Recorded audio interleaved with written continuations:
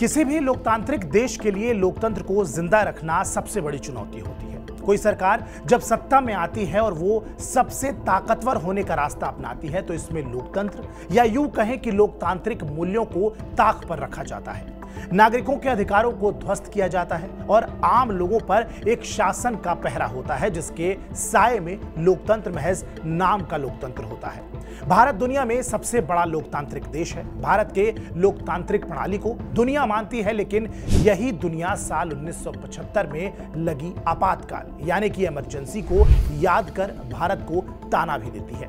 भारत के लोकतांत्रिक इतिहास में यह वो काला धब्बा है जिसकी चर्चा हर साल 25 जून के दिन होती ही है। 18वीं लोकसभा का सत्र शुरू हो चुका है। सबसे पहले पीएम मोदी ने संसद की शपथ ली, उसके बाद बाकी सांसदों ने। संसद की शपथ लेने से पहले पीएम मोदी ने इमरजेंसी को लेकर कांग्रेस पर हमला बोला। पीएम मोदी ने कहा कि 25 जून को लोकतंत्र पर काला धब्बा लगा था, अब कोई ऐसा नहीं कर पाएगा। 25 जून को भारत के लोकतंत्र पर लगे उस कलंक के 50 साल पूरे हो रहे हैं। भारत की नई पीढ़ी कभी नहीं भूलेगी कि भारत के संविधान को पूरी तरह से नकार दिया गया था। संविधान के हर हिस्से की धज्जियां उड़ा दी गई थी। देश को जेल खाना बना दिया गया था। लोकतंत्र को पूरी तरह दबा दिया गया था। पीएम मोदी ने इसी दौरान देश में जीवंत लोकतंत्र की बात कही और मानव कल्याण की भी बात कही। इंदिरा गांधी ने इमरजेंसी क्यों लगाई, इससे भारत के लोकतांत्रिक इमेज को कितना धक्का पहुंचा और तब दुनिया में भारत की इस घटना को लेकर कितनी चर्चा हुई थी, आज इसी की बात करेंगे। 12 जून 1975 की सुबह से पहले की बात है। तत्कालीन प्रधानमंत्री इंदिरा गांधी के करीबी दुर्गा प्रसाद धर की हार्ट अटैक से मौत हो गई थी। इंदिरा गांधी इससे आहत थी। 11 जून को 10 बजे जस्टिस जगमोहन लाल सिन्हा ने इंदिरा गांधी को राजनारायण मामले में दोषी करार दिया था। राजनारायण ने यह याचिका इलाहाबाद हाई कोर्ट में डाली थी। इसी बीच गुजरात विधानसभा के रिजल्ट आए। कांग्रेस को 182 में से 75 सीटें आई। जनता पार्टी और उसके सहयोगियों ने मोरारजी देसाई के नेतृत्व में सरकार बनाई। कहते हैं इंदिरा गांधी के करीबी PP Nair Allahabad high court के चीफ जस्टिस को फोन कर फैसले को रोकने के लिए कहा था, लेकिन ऐसा नहीं हो पाया। इंदिरा गांधी के खिलाफ फैसला देने के बाद जस्टिस जगमोहन एक सीक्रेट लोकेशन पर अपने भरोसेमंद स्टेनोग्राफर के साथ छुप गए। इंदिरा गांधी के खिलाफ फैसला 258 पेज का था। जानकारों का मानना है कि इंदिरा को पहले से पता था कि फैसला उनके खिलाफ आने वाला है, इसीलिए इंदिरा ने 10 जून को सुप्रीम कोर्ट में अपील करने के लिए एक ड्राफ्ट भी बनवा लिया था। फैसला सुनने के बाद इंदिरा बेहद शांत थी। बगल में बैठे सहयोगी से उन्होंने सिर्फ इतना कहा, आप शायद ये पहले से जानते थे, है कि नहीं? आर.के. धवन इंदिरा गांधी के पर्सनल सेक्रेटरी थे। हमेशा पावर में रहने वाली इंदिरा ने धवन से प्रधानमंत्री पद से इस्तीफा टाइप करने को कहा। आर.के. धवन इधर इस्तीफा टाइप करने पर गए, तब तक जगजीवन राम ने खुद को अगला पीएम घोषित करने की पैरवी कर दी। इंदिरा को यह शक था कि जगजीवन राम पहले से ही प्रधानमंत्री बनना चाहते थे। यशवंतराव बलवंतराव चौहान भी पीएम पद की लॉबी में शामिल थे। इंदिरा को यह पता था क्योंकि होम मिनिस्टर रहते चौहान ने इंदिरा का फोन टैप किया था।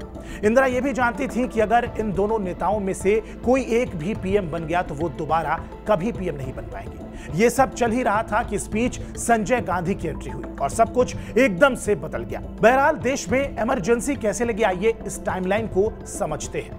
1971 राजनारायण ने इंदिरा गांधी के खिलाफ चुनावी धोखाधड़ी की शिकायत दर्ज कराई। 12 जून 1975 इलाहाबाद हाई कोर्ट ने इंदिरा गांधी को दोषी पाया।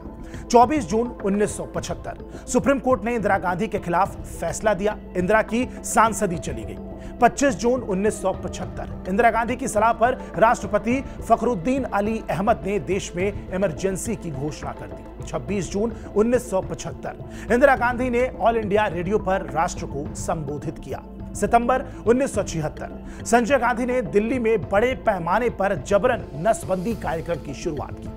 18 जनवरी 1977 इंदिरा गांधी ने चुनाव की घोषणा की और राजनीतिक कैदियों को रिहा किया। 23 मार्च 1977 आपातकाल आधिकारिक तौर पर खत्म हुआ। इंदिरा गांधी ने ऑल इंडिया रेडियो पर क्या कहा था? राष्ट्रपति ने देश में आपातकाल की घोषणा कर दी है। इसमें घबराने वाली कोई बात नहीं है। आप लोगों को पता है कि मेरे प्रधानमंत्री बनने के बाद से ही मेरे खिलाफ साजिश चल रही है, क्योंकि मैंने आम लोगों और देश की महिलाओं के लिए प्रगतिशील कदम उठाना शुरू किया है। 27 जून 1975 को इंदिरा गांधी ने दुनिया के कुछ प्रमुख देशों के राष्ट्राध्यक्षों को यह बताया था कि उन्होंने भारत में क्यों इमरजेंसी लगाई है। ज्यादातर विदेशी नेताओं से इंदिरा ने इमरजेंसी की सफाई में कहा था कि जयप्रकाश नारायण ने खुद को आरएसएस के साथ जोड़ लिया है। आरएसएस वो संगठन है जिसने महात्मा गांधी की हत्या के लिए उकसाया था और जो कट्टर हिंदू का नेतृत्व करते हैं। ब्रिटेन ने एक तरह से तब इंदिरा गांधी का समर्थन किया था। अमेरिकन अखबार न्यूयॉर्क टाइम्स ने इंदिरा के इस फैसले को क्रिटिसाइज करते हुए एक आर्टिकल लिखा था जिसका टाइटल था India is as Indira does. देश में इमरजेंसी हटाने से पहले इंदिरा गांधी ने प्रिंसिपल सेक्रेटरी पीएन धर से कहा था कि अब मैं इमरजेंसी हटाने जा रही हूं। यह अब ऐसा है कि मुझे करना ही होगा। अगर मैं चुनाव हार गई तो मुझे यह सुकून देगा, बहुत सुकून। इंदिरा गांधी ने इमरजेंसी खत्म होने की भनक अपने बेटे संजय गांधी को भी नहीं लगने दी थी। संजय गांधी को इमरजेंसी खत्म होने की खबर ऑल इंडिया रेडियो से लगी थी, जिसके बाद वो अपनी मां इंदिरा पर गुस्सा भी हुए थे।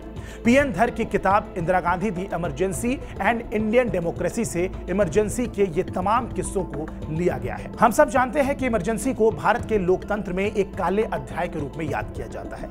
ये एक ऐसा मुद्दा है जहां कांग्रेस के पास आज भी कोई जवाब नहीं है।